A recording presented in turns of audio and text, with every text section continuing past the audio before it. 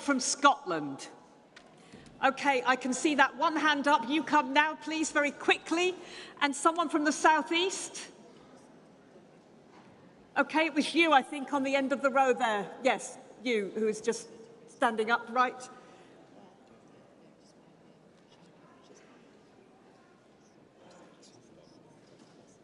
So that's two of you I've called so far. Is that right? Just check. You're the person from Scotland. The other person that was there, and then you need to come to the desk. You need to come to the desk before you can. And there was a youth. Can I just check where else we've got? So is there anybody from the southwest that was indicating? You were from the southwest. Okay, you get to come. And I think this is going to be it for now, but please go ahead, Delegate. Okay. Thank you, Chair, and thank you, Conference. I'm proud to represent Glasgow Kelvin CLP and the City of Glasgow. Thank you. Conference, Glasgow was recently dubbed in the press as Strike City, which I can assure you was thoroughly taken as a compliment. I urge you to support Composite Motion 1 and honour the work that our comrades and the trade unions and communities that support them have been doing in recent months. When Labour members and representatives get on a picket, we acknowledge our party's history and reassure the public that we retain our core values. Thank you. As the delegate from Sutton and Cheam CLP rightly acknowledged earlier on, the Shadow Cabinet at Westminster are the exception and not the rule. Labour representatives and leadership in Scotland and Wales have been loudly and proudly standing on the picket lines with striking workers across unions and industries.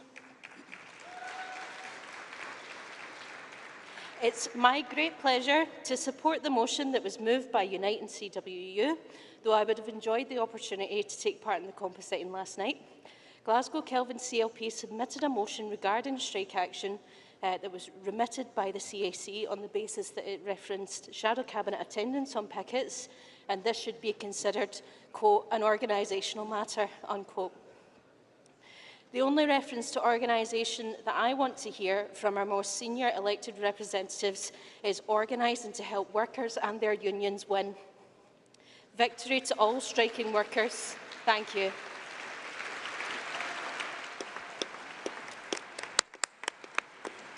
Thank you. Yes, it's you next.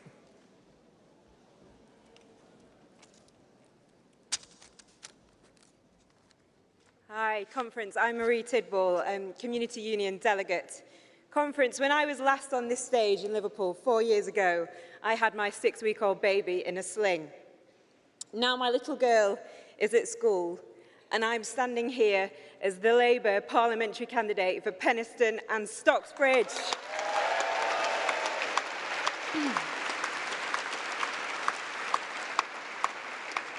The place where I grew up and call home. When I was a child, my dad, a councillor for Dodworth, was chair of Barnsley Passenger Transport. South Yorkshire had a world-class bus service, thanks to our Labour County Council. Labour knew then, as we know now, that buses are for the people. Labour's fair fares allowed you to travel from one side of our constituency to another, cheaply and reliably. In Penistone and Stocksbridge, buses are a lifeline which connects our families and our communities. But the Conservatives just don't get it. We were promised a London-style transport system. What we got was a bargain basement budget, getting half what they promised. Worse still, South Yorkshire didn't receive a single penny of bus improvement funding. A kick in the teeth for local people who feel like the current Tory MP has only, and I quote, put her head above the parapet when it is too late. And it is too late. We are already seeing services being seriously reduced, like our SLL1 Supertram service link and the number 57. Only on Saturday, I spoke to a mum in Uterbridge who was worried about these cuts to services and how her 14-year-old son was going to get to school.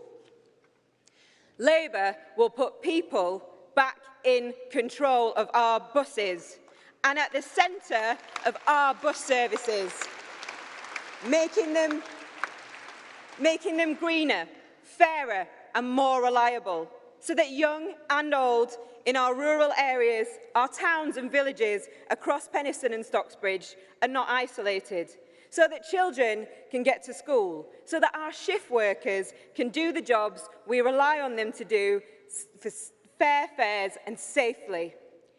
Every single one of us has the right to use buses to travel to work and see our families and friends without using a car. Public transport is fundamental to achieving social justice and tackling the climate emergency. As the MP for Penistone and Stocksbridge, I will help secure the public transport system that our communities deserve and that our planet desperately needs. Thank you. Thank you very much. So it's now my great pleasure to invite Jonathan Reynolds MP, Shadow Secretary of State for Business. Oh, sorry. It's not my great pleasure to do that yet. I'm going to have another speaker. Apologies. Okay, cool. So, hi, I'm Isabel Saxby, first-time delegate, and I'm representing West Devon and Torridge. Yeah, thank you. So, I'm representing West Devon and Torridge. So West Devon is rife with second homes, terrible transport links and rising costs, and it's not a surprise considering our MP is Geoffrey Cox. So I want to know how people are expected to compete with millionaires. TUC found that over a fifth of workers in the southwest are earning under the real living wage. In West Devon, we have the lowest pay in Devon and the third worst pay in the UK. Torridge has the second highest proportion of workers earning below the living wage out of all local authorities in Britain. It's the Tories that have caused this. The rise in child poverty over the last 12 years, empty shelves, tax increases, lower pensions, pay freezes, benefit cuts, and raw sewage spewed into our rivers and onto our beaches. Places like Devon and Cornwall are more than just holiday destinations for city dwellers. They can be hives of economic activity that offer decent jobs in advanced engineering and green technologies, as well as our core industries in healthcare, education, and culture. But this all needs proper investment and attention from a national government if local workers are to get a chance at earning a proper living. Labour is here for the many and not the few. So please support the motion 5 on a £15 pay, because it's essential. But thank you so much. Delegate. Thank you.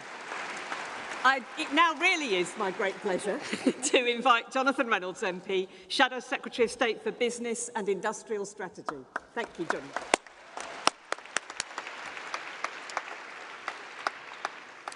Conference, thank you for the chance to address you today. We meet at a time when the challenges facing our country are very grave indeed, when you're worried about how your communities and your families are going to get through the months ahead. And I know it's hard to feel optimistic when things are so tough, but serving in this role has given me cause for hope. And I know a fresh start with Labour can rebuild this country.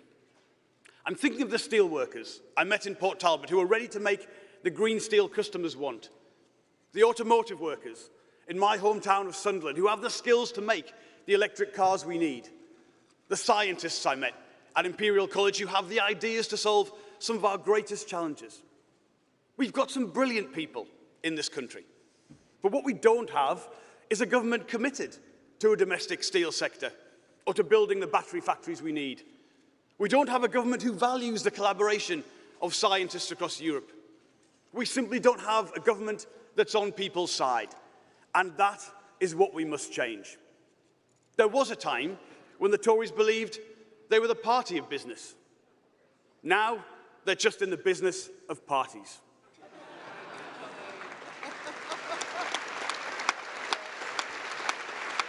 After 12 years of misrule, they have failed British business. On their watch, business investment is the lowest in the G7. Economic growth is set to be the lowest in the G7. We've had the worst squeeze to real wages of any country in the G7. And don't just take my word for it. Let's ask them. They admit it. The new chancellor said they have presided over a vicious cycle of stagnation. The new prime minister has said our public services are in a state. Frankly, when the Tories find out who's been running this country for the last 12 years, they are going to be furious. And that is now the big choice in British politics. Everyone agrees the last 12 years have been awful. The difference is we choose to look to the future, while the Conservatives are dusting off the failed policies of the past. In the face of an energy crisis, a business investment crisis, a climate crisis, who have they picked to meet these challenges? As Ed said, it's Jacob Rees-Mogg. One newspaper said he'd be better suited to running a museum than the business department.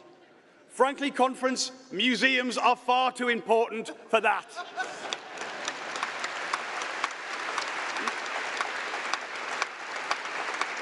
And now the Tories want to claim they've got the answers to the problems they've created.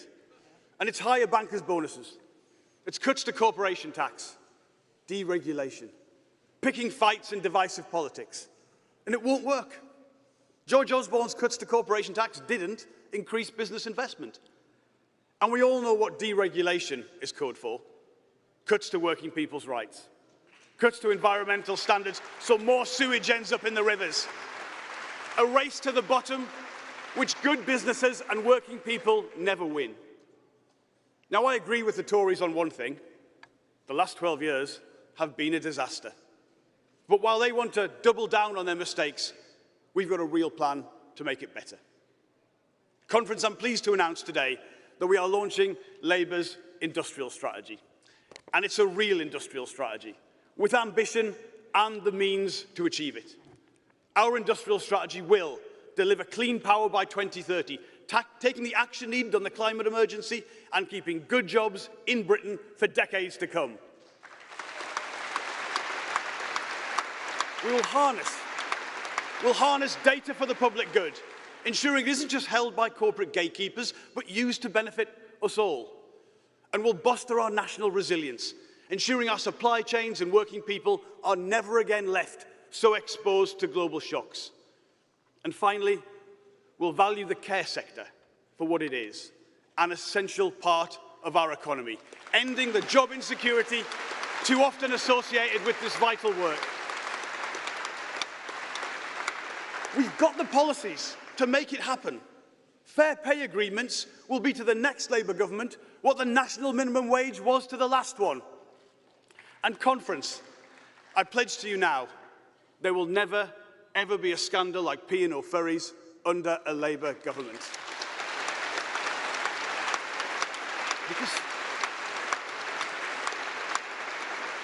Because of proper industrial strategy, our new deal for working people, our reform of business rates, our targets for greater spending on research and science, these provide the real alternative the country needs. Labour knows that's how you grow the economy, not on the backs of working people or rewarding bad practice, but through vision and leadership and real partnership to make economic success a reality. No one can deny Britain faces some significant challenges. But rather than shrink from these challenges, the role of government is to meet them head-on. Many of you lived through the 1980s, when Tory governments left people on their own in the face of massive industrial change. We cannot, and we must not, allow this generation of Tories to do the same in response to the challenges we face today. Good work, good wages, a fairer, greener future. That is what we can deliver. And I ask for your support of every one of you to make it happen. Thank you, Conference.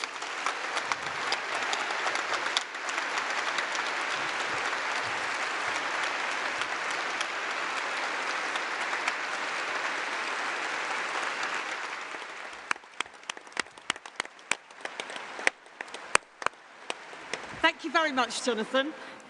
We will conclude the Better Jobs, Better Work debate and take the votes. After our next speaker, it gives me great pleasure to introduce our Shadow Chancellor, Rachel Reeves.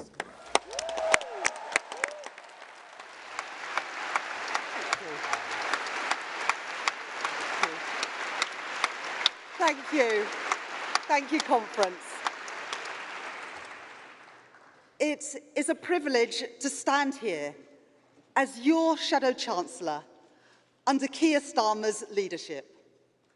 But I know what a responsibility this is too.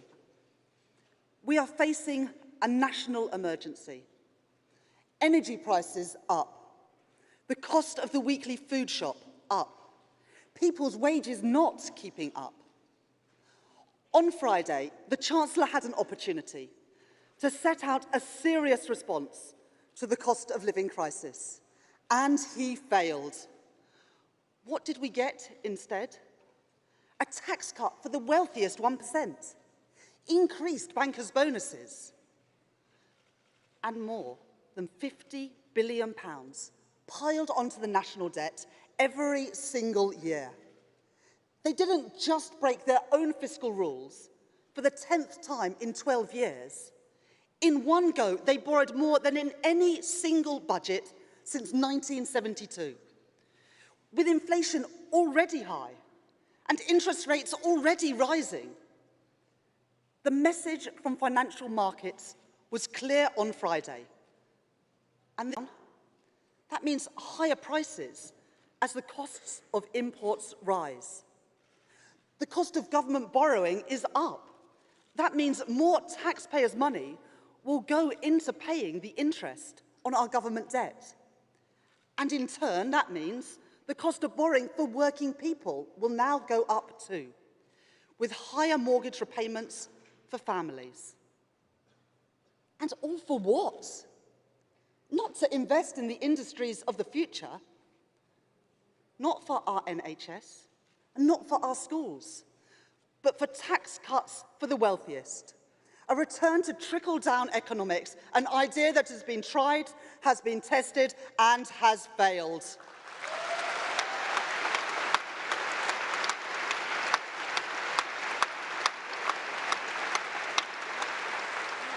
Why should my constituents in Leeds West, why should people in Merseyside pay for tax cuts for those who are already the wealthiest?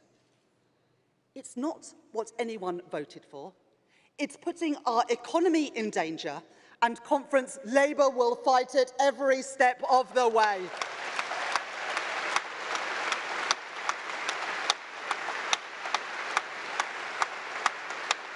Conference, let me tell you what I believe. I believe that hard work should be met with fair reward. I believe that strong public services are the backbone of any decent society. I believe that inequality divides and holds us back as a country. Conference, I believe that the task of building a fairer society is a moral responsibility, and more than that, it is the route to a stronger economy. The truth is at the heart of Labour's plans for growth. And today, last April, on a cold spring evening, I knocked on the door of a constituent. When I reached out to shake her hand, it was purple and freezing cold. Already back then, she was afraid to put the heating on, struggling to get by on the small pension that she had built up through a lifetime of work. As energy bills and inflation rise even higher, I often think of her. Conference, that is the stark reality facing people all around our country today. And while the Prime Minister spent months denying the need for action on energy prices, Labour was calling for a freeze on the energy price cap. Labour was calling for an end to the indefensible premium paid by families with prepayment meters. And crucially, Labour was calling for a windfall tax on the unimaginable profits being made by the oil and gas companies.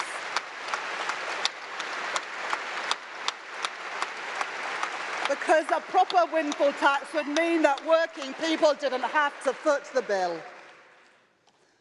But the Prime Minister is content to let energy giants pocket the cash and leave your children and your grandchildren to pick up the tab. Under these Tories, those with the broadest shoulders carry the lightest load. And not by accident, but by choice. Conference, it is time for a government that is on your side, and that government is a Labour government.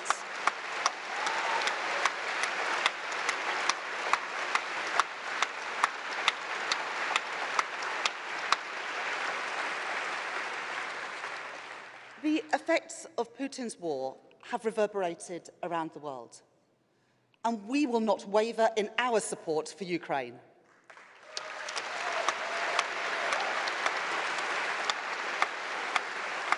The causes of this crisis are global, but our unique exposure to rising energy prices is a result of the choices of Conservative governments. Inaction on insulating homes, inaction on renewable and nuclear energy, and the sheer irresponsibility of closing our gas storage facilities. We are feeling the consequences of a 12-year Tory experiment in unilateral energy disarmament.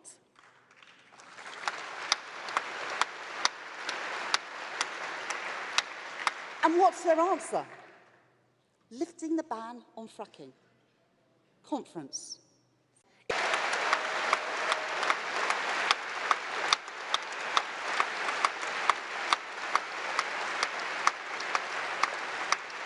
Here is our alternative.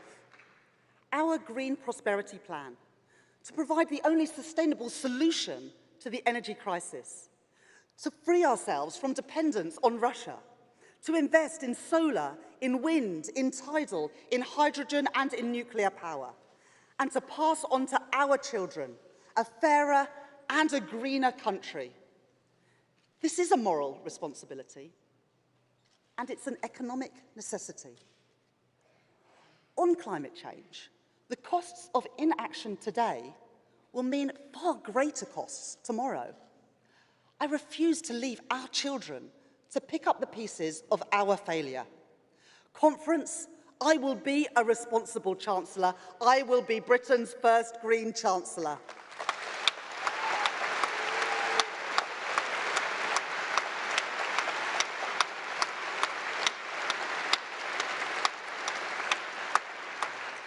Ed Miliband has just set out how the next Labour government will cut energy bills for good by generating all of our electricity from clean sources by 2030.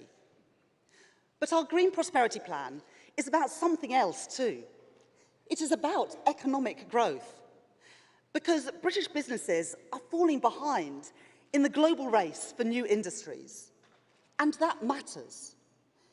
It matters that the largest offshore wind farm in Scotland has its blades made not in Scotland, but thousands of miles away. It matters that the rest of Europe is powering ahead with electric battery factories, and we are stuck in the slow lane. It matters that Germany, France, and the US are making the running with green hydrogen, but we are not. We have the ability, but we want the jobs here. We want the factories here, and we want British businesses to take the lead.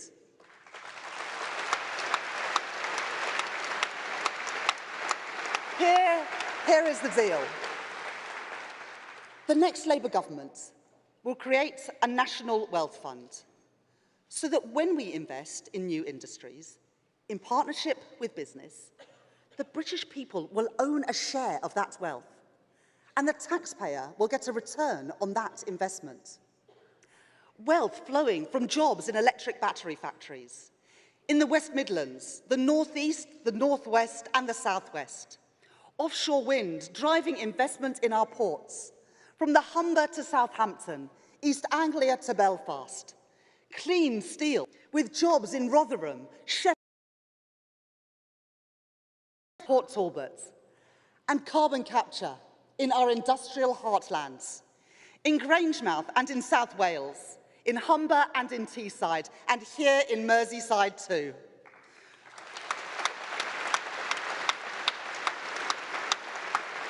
Because conference, when I say I want to buy, make and sell more in Britain, I mean it. What you will see in your town, in your city with Labour, is a sight that we have not seen often enough in our country. Cranes going up, shovels in the ground, the sounds and the sights of the future arriving, secure, skilled jobs for plumbers, electricians and joiners, for designers, scientists and engineers, wealth that will flow back into your community and onto your high street, wealth that the British people will own a stake in, wealth that is invested in our country's future. That is a real plan for climate, that is a real plan for growth and conference, that is a real plan for levelling up.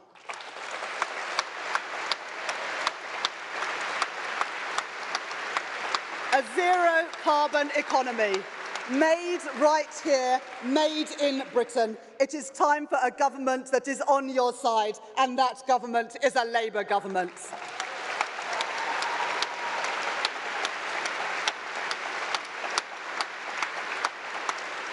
And conference, what about the Tories?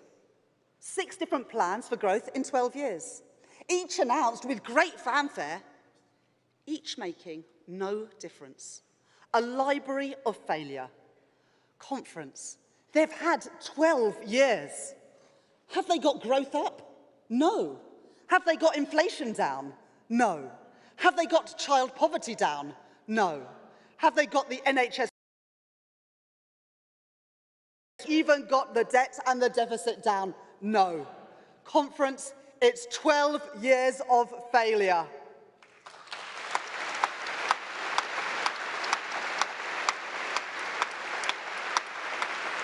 And now, they have replaced levelling up with trickle down.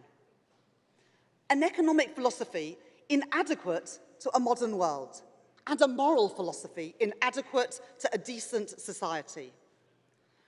Trickle-down economics is a very simple idea, that if we just slash taxes and regulation, we will unleash investment and growth. That how wealth is shared doesn't really matter. Vast gaps between people and places, no importance. Workers' rights, consumer protection, strong public services, all worth sacrificing. That wealth is just created by a few people, a few businesses. It's why, at the same time that ministers lecture low-paid workers about showing restraint, that they can't restrain themselves from removing the cap on bankers' bonuses.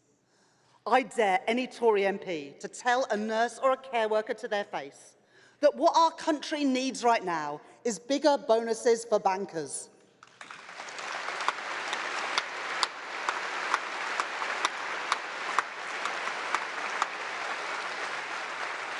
It's true, trickle-down is a very simple idea and a very wrong one. Not just wrong because it isn't fair. Wrong too, conference, because it doesn't work. Trickle-down is wrong because how wealth is shared does matter to growth. High inequality strangles the spending power of working people. It piles its social costs onto our public services. It suffocates potential. Trickle-down is wrong because in a turbulent world, businesses need government as a partner. Trickle-down is wrong because strong institutions and robust public finances provide the foundations for a strong economy. And trickle-down is wrong, conference, because a strong economy needs strong public services. We will defeat the failed ideas of the past with the focus, the ambition, and the ideas for the future.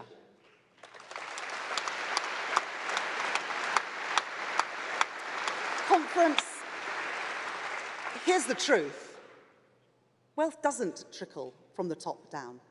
It comes from the bottom up and the middle out, from the talent and the efforts of tens of millions of ordinary people and from thousands of businesses. Our economy needs the most productive, most high-tech businesses to thrive in Britain. And we all rely on what I call the everyday economy, on transport workers and delivery drivers, on supermarket and retail workers, our NHS and care workers. Don't let anyone tell you that they are not wealth creators too. They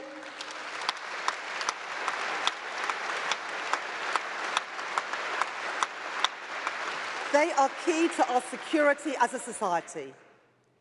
And yet too many of them are amongst the most insecure, overworked, underpaid, undervalued. The Tories' trickle-down ideology has nothing to offer them beyond longer hours, lower pay, and less respect. Earlier this year, I met a family in Worthing, a mum and dad working 5 jobs between them, people working hard. And do you know what the mum said to me? She said, "You just wonder if you're doing something wrong." Conference, something is profoundly wrong. And let's be clear, Liz Truss, we've not fallen behind our neighbours on growth, on productivity or on pay, because British workers lack graft. It's not working people that are the problem. Conference, it's this government that is the problem.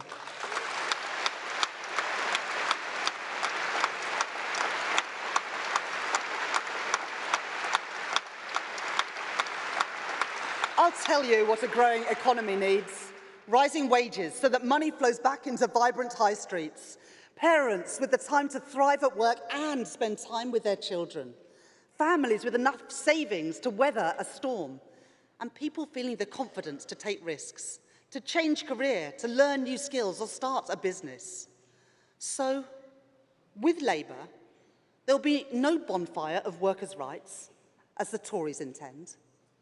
As Angela Rayner announced, we will introduce a new deal for working people with strengthened rights fit for the times we are in. And that's not all. On day one as Chancellor, I will write to the Low Pay Commission with a simple instruction that the minimum wage will be set at a level that reflects the real cost of living.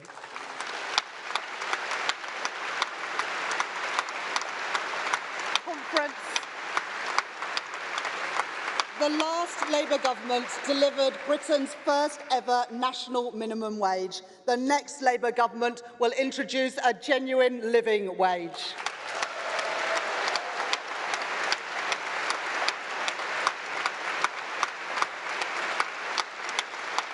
That's how we will give working people security, and that's how we will grow our economy too. It's time for a government that is on your side. And that government is a Labour government.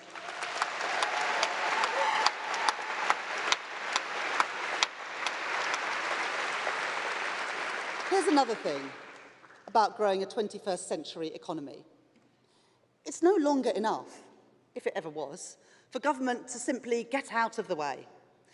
The challenges of global instability, of pandemics, wars, and climate crisis demand that government work in partnership with business. If I were Chancellor right now, I would bring together a National Economic Council that will bring together industry and trade unions, so working people and businesses were at the heart of economic decision-making. I have been privileged in this job to visit businesses across our country, from Rolls-Royce in Derby, pioneering research into carbon-neutral aviation, to Oxford Nanopore, leading work on DNA and RNA sequencing, right through to local businesses like Castleton Mill, once a key part of West Yorkshire's textiles industry, and now a collaborative space for freelancers, remote workers and startups. The world is changing fast, but the British capacity for enterprise, for innovation, and for hard work remains undimmed. When I talk to business, they don't tell me that their #1 priority is corporation tax. They tell me about the need for properly targeted investment allowances, the need for workers equipped with the right skills, the need for certainty and a sense of direction from government. And yes, the need for a sensible working relationship with our European neighbours. So we will take those issues head on, starting with the biggest tax problem facing British businesses. Our unfair, outdated system of business rates punishes high street businesses to the advantage of online giants. So Labour will level the playing field. We will abolish business rates and replace them with a fairer system fit for the 21st century.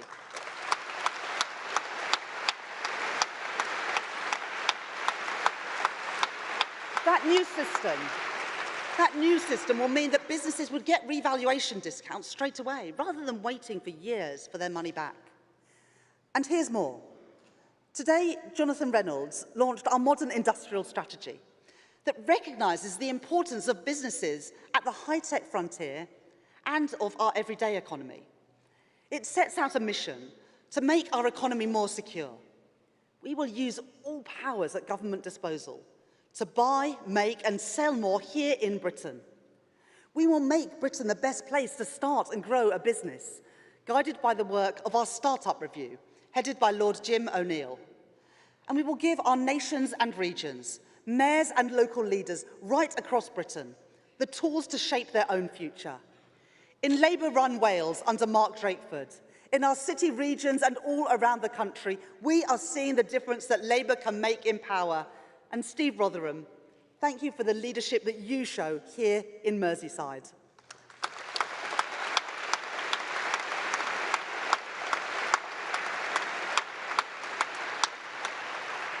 And conference, if you're remotely serious about growth, then you've got to make Brexit work. Our agriculture and our food industries rely on trade right across Europe, but we have a deal that doesn't even include a veterinary agreement. We are pioneers in creative industries, but we have a deal which ties them in knots over visas. We are the second largest exporter of services in the world, but we have a deal that doesn't include the mutual recognition of professional qualifications. So we will fix the holes in the government's patchwork Brexit deal. And instead of picking needless fights with our largest trading partner, we will work together with our neighbours and our allies in our national interest.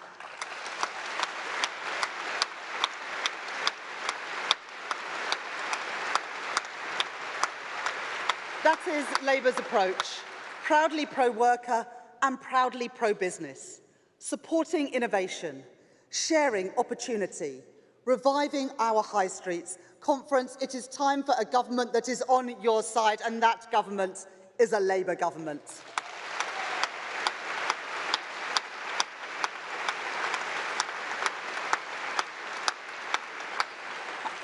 I am proud to have started my career as an economist at the Bank of England.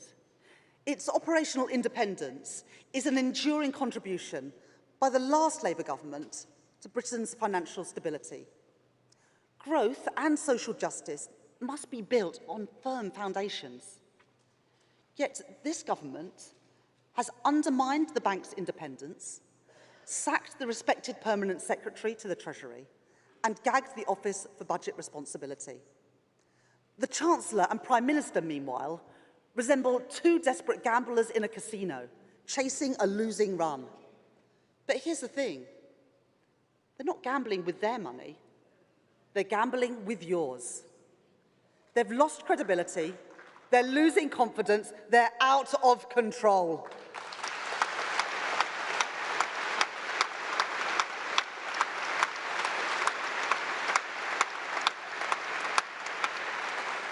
And I've said this before conference, but be in no doubt. There can be no return to austerity.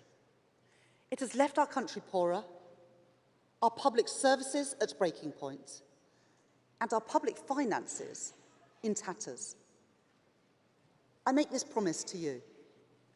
Labour will not waver in our commitment to fiscal responsibility.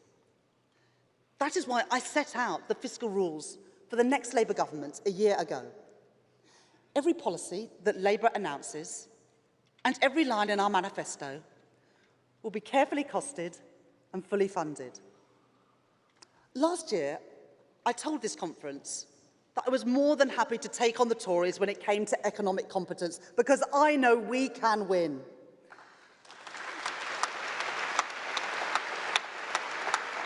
I'm now wondering whether they even plan to show up for the fight.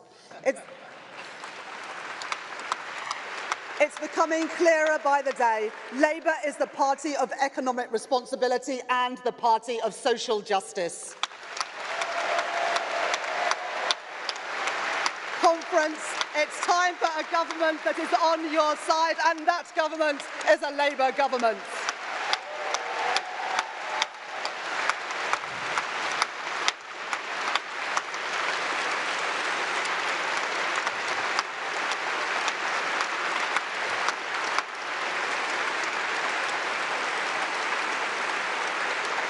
Now,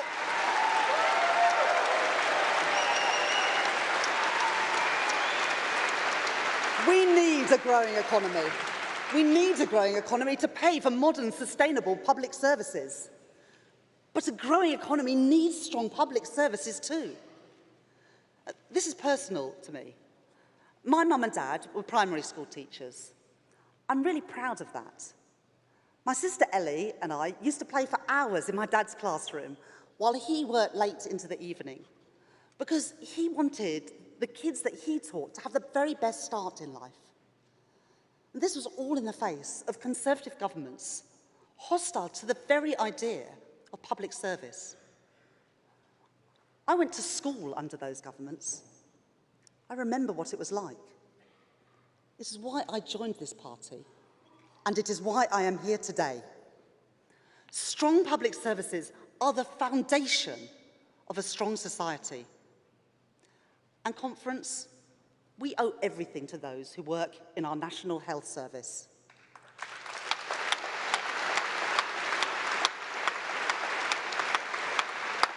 But we also know that our health service today is on its knees.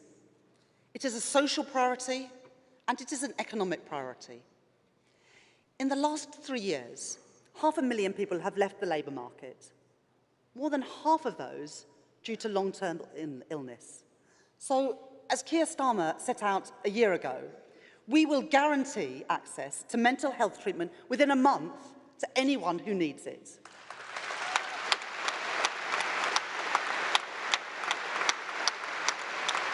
Here's more.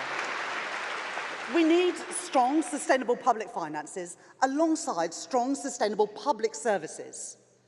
So our priority is not tax cuts for the wealthiest few. It is securing our public finances and investing in our public services. Conference, I can tell you, with a Labour government, those at the top will pay their fair share. The 45p top rate of income tax is coming back.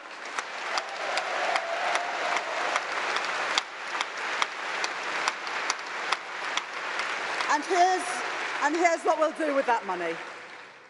The next Labour government will double the number of district nurses qualifying every year. We will train more than 5,000 new health visitors.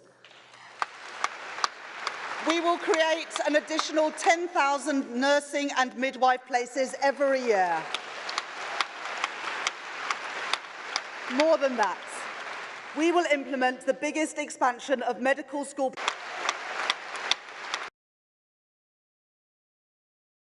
Our NHS has the doctors that it needs.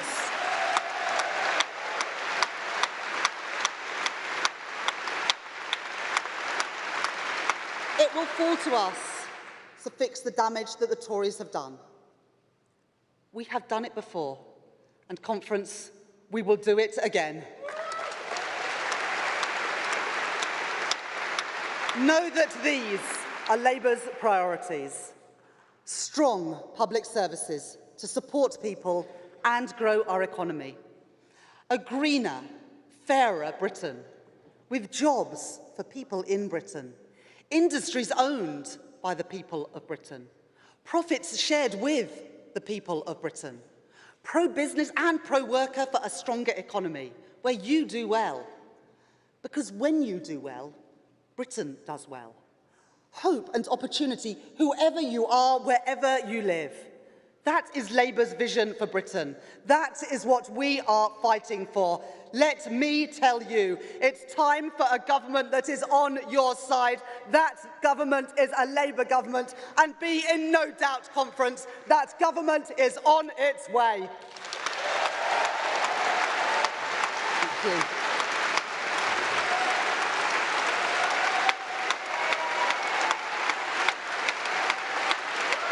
Thank you, Conference.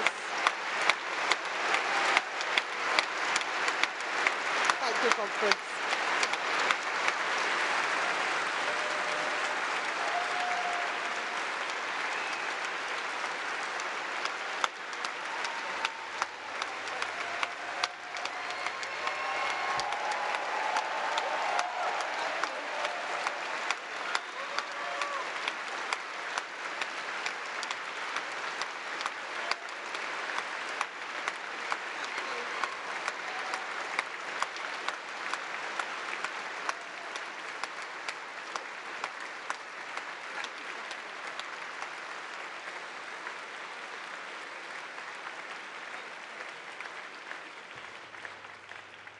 Thank you, Conference. Thank you, Rachel. So we now have one final speaker. So if you could very quickly make your way from the FBU, also in the darkened area of the room, then we will take that final speaker. And while you're making your way, I will just make an announcement. I'm not trying to make you leave the hall, but you do need to know this. The UEFA Women's 2022 trophy is at Conference and will be, will be on display at stand 73 from 4 o'clock.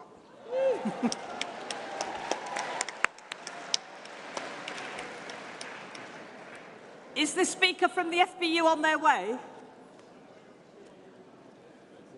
Yes, brilliant.